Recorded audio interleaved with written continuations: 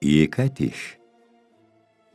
Ертеде бір кемпір шалдың құс дегенде асырап отырған екі әтеші бар екен.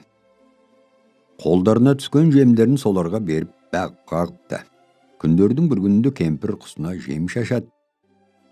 Қарындары ашқан әтештер дүрсе қоя береді. Әрқашан бірге жүрген досынан шұбар әтеш жемді қызғанып, шекесінен одырая қарайды.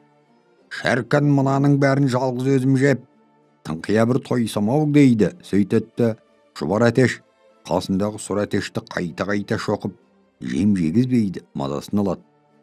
Сұр әтеш бір рет елемеген сейді, екінші рет абайламаған болады. Тіпті қоймаған соң ақырында ызаланып ол да шұбар әтешті шоқып алады.